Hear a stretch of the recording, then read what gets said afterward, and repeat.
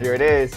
Baseball America hot sheet right after the winter meetings, and still more trades trickling in over the weekend too. Scotty Braun and Baseball America's JJ Cooper and Geoff Pontes. Good to see you both. Very excited to see both of you because of the prospect return packages that we're about to go over. So I'm going to let Geoff lead the way today on First Move.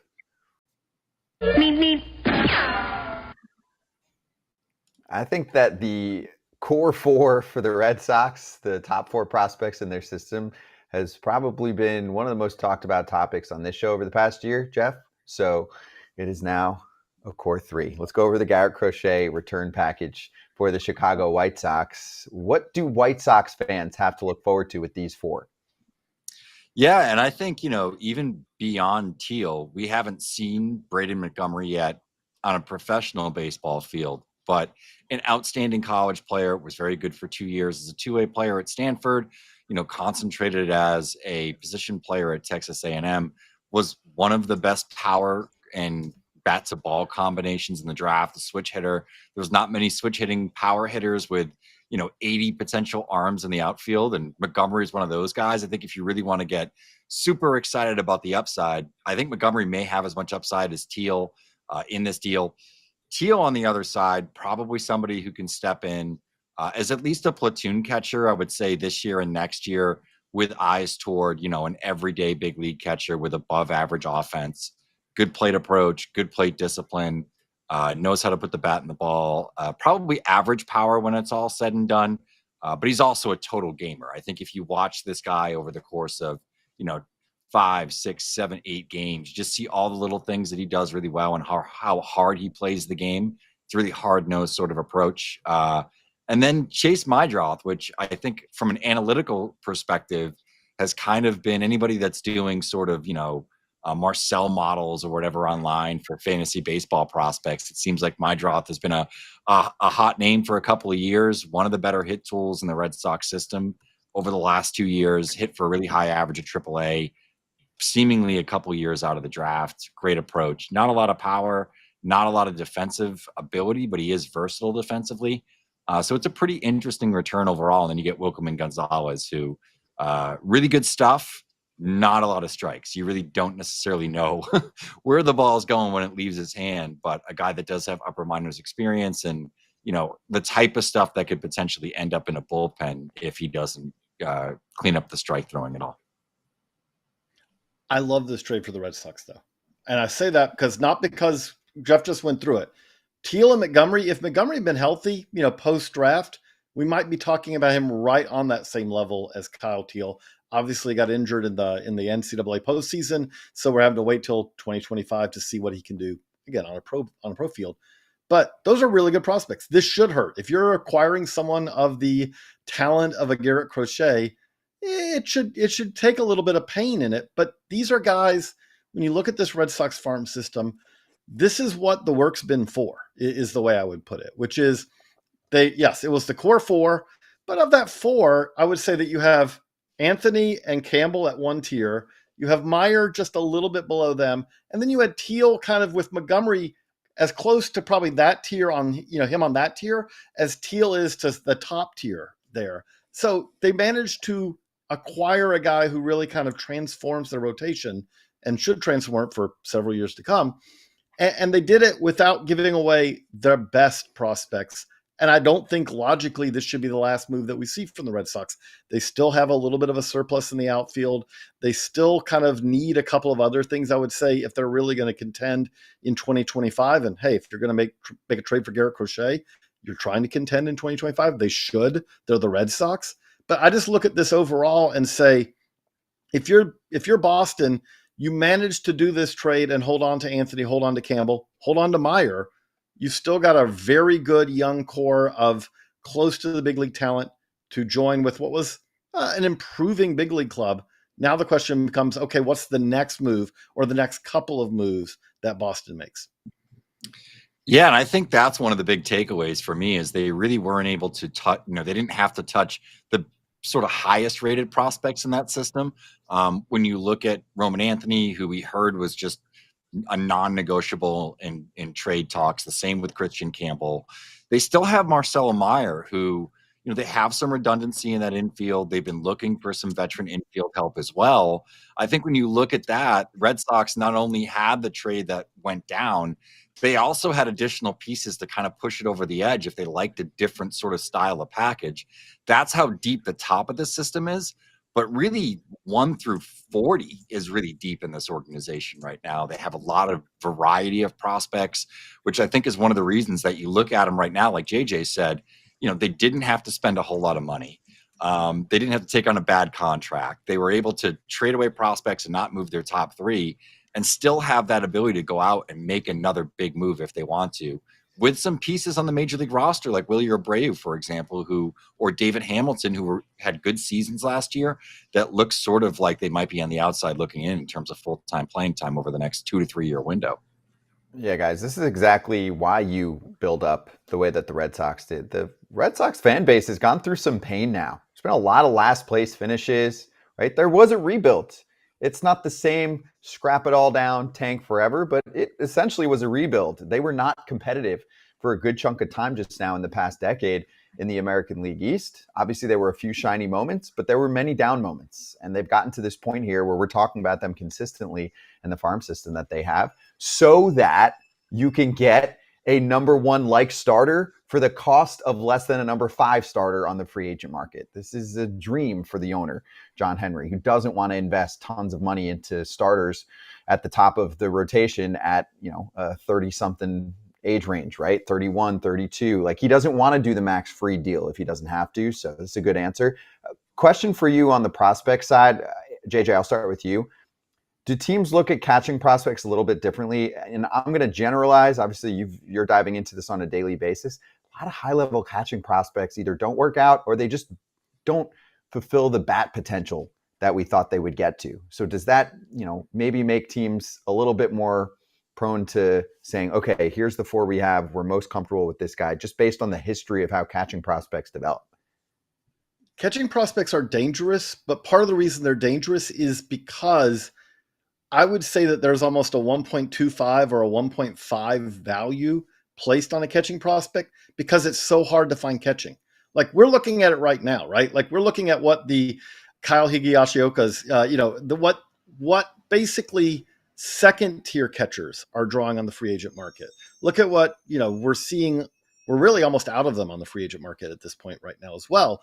When you see stuff like that, the thing I've had front office officials tell me is like, if you look at a catcher and you said you were going to do a prospect challenge trade, straight prospect for prospect, the catcher that you would trade in a prospect trade, you would get a much higher tiered prospect at another position in return because they're just kind of viewed by a lot of teams differently. Now, when you hit on it, like you see what the Brewers did, hey, we'll get involved in that trade, and can we pick up Contreras? We got a Story Ruiz over here. When you hit on it, it can be game changing because it's so hard to find an impact catcher. But I would say, yeah, there's absolutely risk. And the interesting thing about this is I would say that even with the White Sox here, you could say that they're trying to mitigate that risk because they have Corey Lee, who, there's still a lot of questions with him about whether he's going to be an everyday catcher. I think there's a lot of skepticism there, but there's a chance, who they acquired in a trade with the Astros. They've got Edgar Cuero, who is pretty close to big league ready, who they got in a trade. And now they have Teal, who they got in a trade. So they're kind of throwing numbers at it.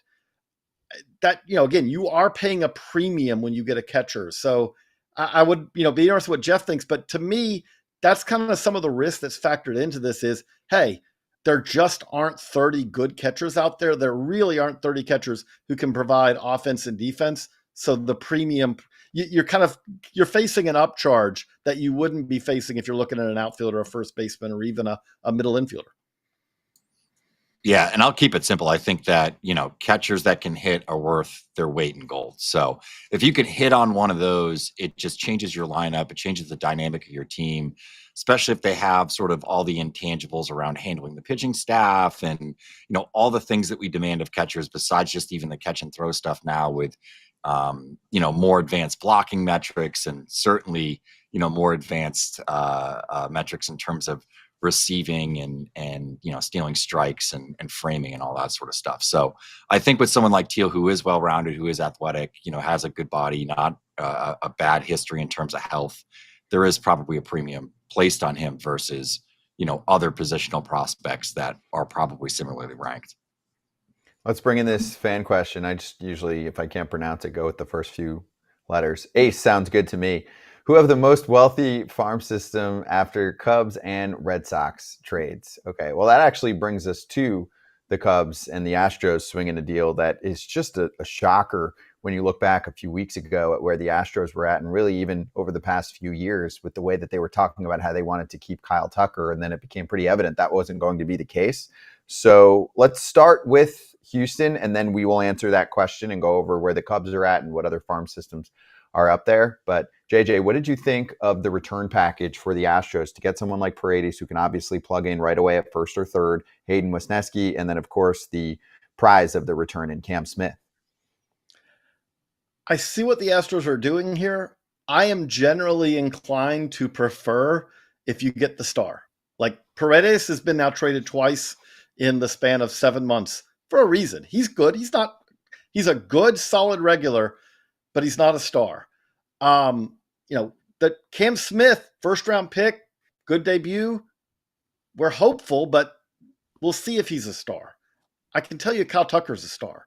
I can tell you, obviously, it's a 1-year rental. We'll see if the Cubs can keep him long term. But Kyle Tucker's a star. And if I can get a star, to me, this transforms the Cubs, helps kind of take them to another level. Whereas with the Astros, the way I would put it with them is that Houston's hoping to kind of maybe be a little bit lesser in 2025, but maybe try to stretch the window a little bit. Give me the star. Yeah, and I think you can kind of look at this twofold as well. Like as an Astros fan, I cover this team, but as an Astros fan, you're probably really disappointed. It looks like Bregman might be, on his way out. Correa wasn't re-signed. Now Kyle Tucker has been traded. Certainly the part that we don't know as reporters or fans or folks that follow the game, we don't know what was going on in the inner workings of those negotiations. If Tucker 100% was, I'm leaving, I'm testing free agency, there's no amount of money that you can throw at me after looking at that Juan Soto deal where I'm going to sign a contract for anything under $500 million or whatever the number might be. And I think you look at age, you look at the production. I think you can look at, the all-around standpoint. He's not the hitter that Soto is, but from an all-around standpoint, maybe a better all-around player than Soto. And there's an opportunity for him to go into free agency and just, absolutely, get a humongous amount of money. That's just generational wealth and life-changing. So I think that might be what was going on here.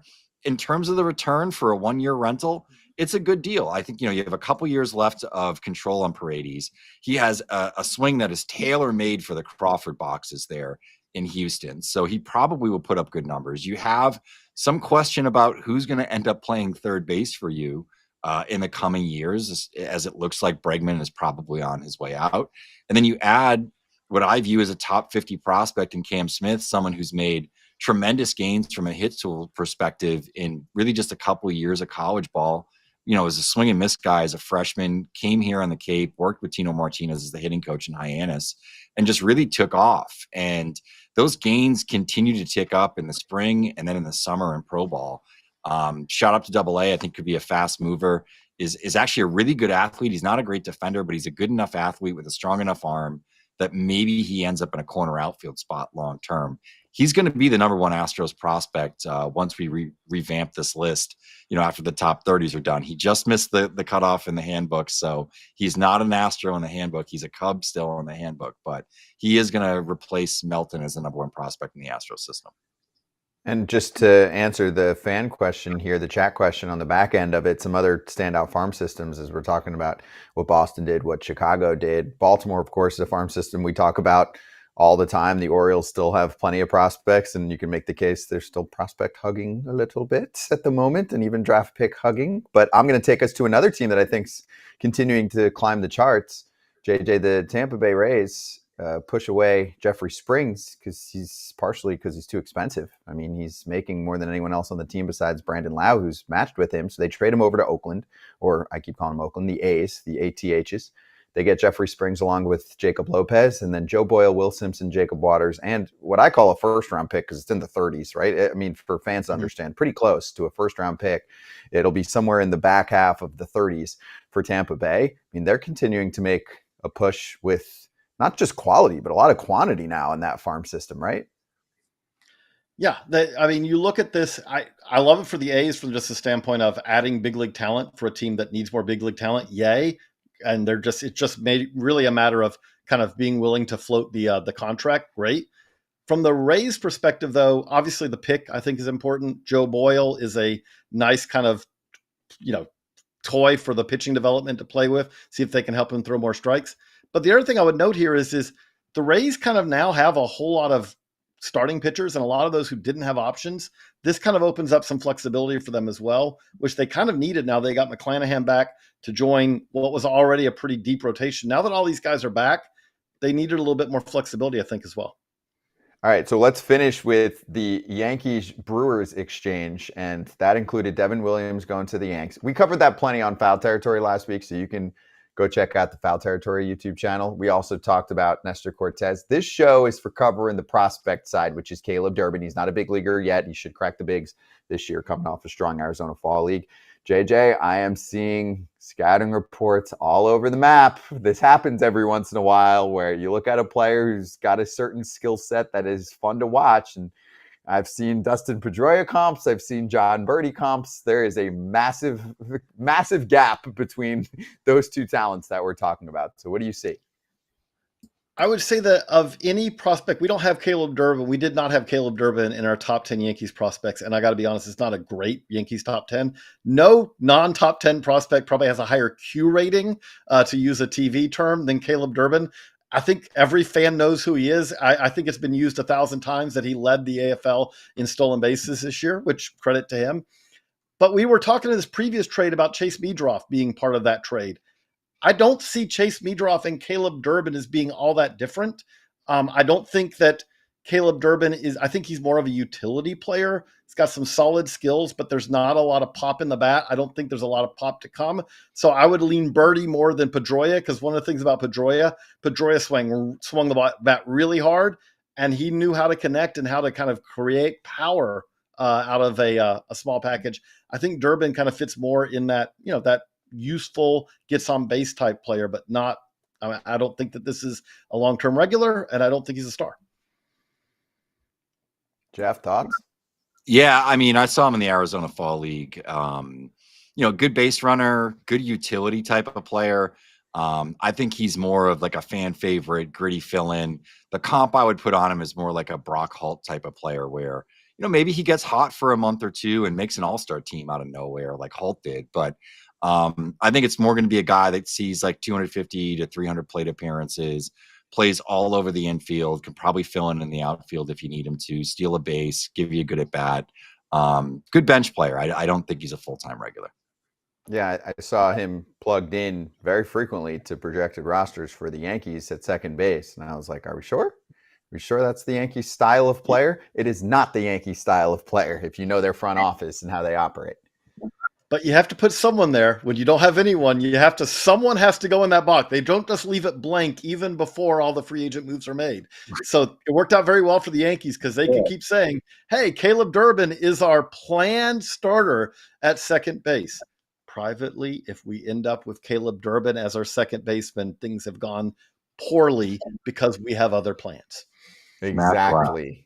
That's a good call. Yeah, I mean, I would even put, where's Oswaldo Cabrera? I mean, he's been there for a while. I know he's become more of a utility guy, but he's got higher upside. I know they lost Gleyber Torres, so that's the whole deal here. But that's a good point by Hirsch.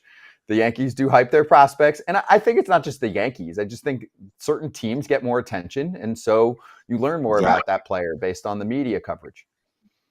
There's a lot more fans who care about Yankees prospects, let's just be honest, than care about Marlins prospects. Whether the Marlins have a better farm system at that moment or not, there are a lot more fans who are living and dying with how Yankees prospects are doing. So obviously they are going to get kind of more name recognition for reasons like that. Yep, good call. Geoff, good to see you as always. Enjoy the rest of the week. We'll catch you next week. And JJ, let's talk draft lottery for a moment. So we're going to bring in BA's Carlos Collazo, and also a good time to let everyone know to check out baseballamerica.com, please, and also get yourself a subscription for the holidays or hand one out as well. All right, so let's bring in Carlos for the next seg here. Here we go. Carlos, good to see you again. We talked before the draft lottery. Now we talk after the draft lottery. Your overall thoughts on what you saw go down? I mean, I love the lottery. I just want to first off let everyone know for the millionth time. I love seeing some teams just climb through, and then some teams that have been bad for a while just get smacked, because that's what this is for. You can't just tank your way to top picks anymore. Yeah, I agree entirely. I mean, it wasn't quite as crazy as last year when you have Cleveland and Cincinnati jump to 1-2. Pretty typical pick at the top with the Nationals. They've actually got pretty lucky in the lottery since they've been in it. Last year they weren't eligible, but they've picked 2. Now they're picking 1. Obviously, the massive winners of this year's lottery are the Mariners, going from 17th in the old system with about a 0.5% chance to get the number 1 pick. They don't go all the way to number 1, but they jump from 17 to 3 overall.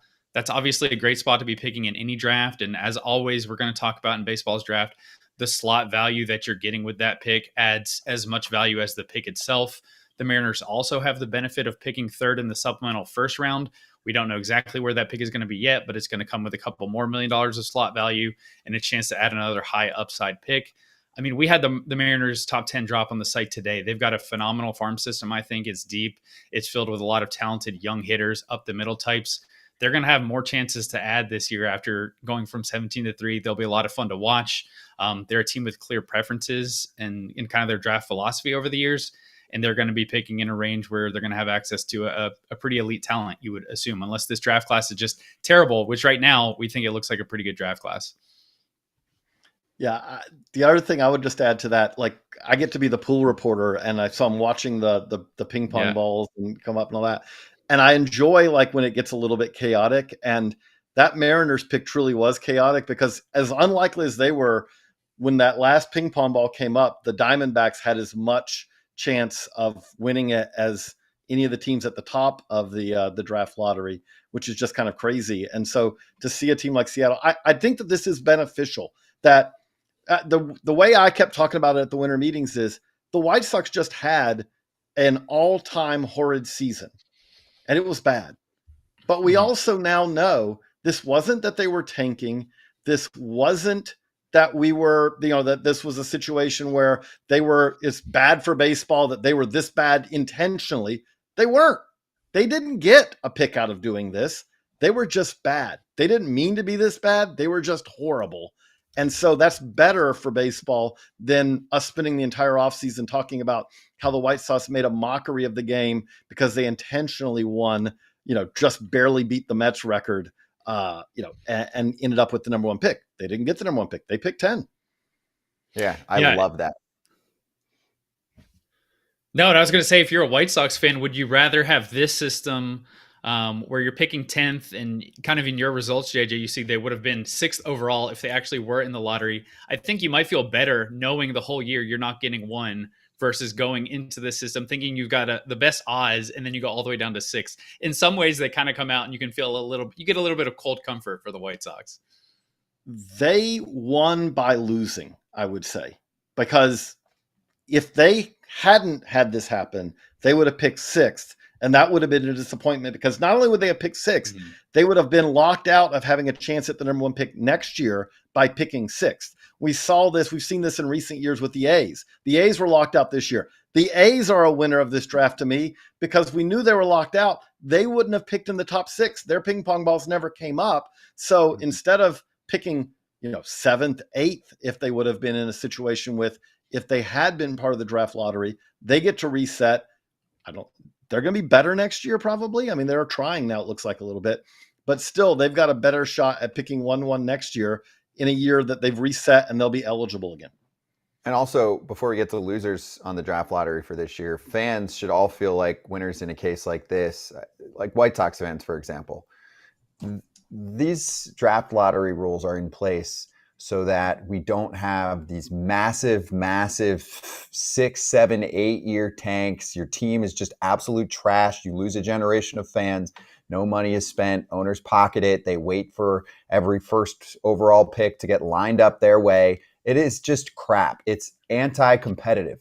So this stuff is being put in place so that your team is forced to be more active quicker because they can't just fall back on the draft like this. So technically, the White Sox should be spending on 1-year rentals so they can, I always use the example, be like the Royals and turn an Aroldis Chapman into a Cole Reagans. They're not doing that right now, but this at least forces the hand. Otherwise, they're just going to be bad for an even longer period of time. You can't be lazy, not as lazy as an owner these days. So anyway, let's get to the losers. Carlos, who's up?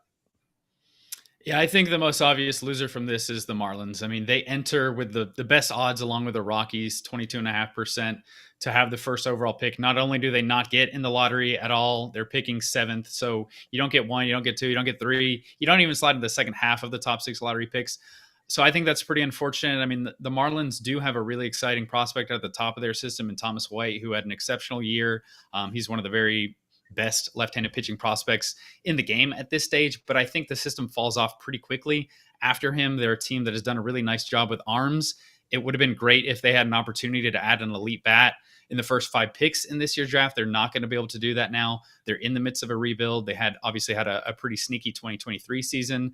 They need to add more prospects. They've added a lot this year, and I think they would have loved an opportunity to have, I mean, just a top 3 pick would have felt nice, but I think if you're a Marlins fan, it does have to sting going from best odds to outside of the lottery entirely. This seems almost weird to say, but I'm going to say the Diamondbacks, because as weird as it is for a team that was in the World Series 2 years ago and really had 2 ping pong balls out of 1,001. So 2 in 1,001, basically a 1 in 500 shot of a lottery pick. But when that third pick came up, they had a 1 in 8 shot with the last ping pong ball to go. So they came that close. The Mariners pulled it off, but they came that close. I did want to just follow up, though, what Scott said. I think is a really good point. When you have this now, the lottery, when you have this, I look at the White Sox. I don't have a problem with the White Sox trading Garrett Crochet. For Garrett Crochet's sake, I'm glad that they trade Garrett Crochet so he can go and pitch for a contender this year. But that being said, this is a team that was well below average, well below replacement level in some cases at a lot of different positions last year.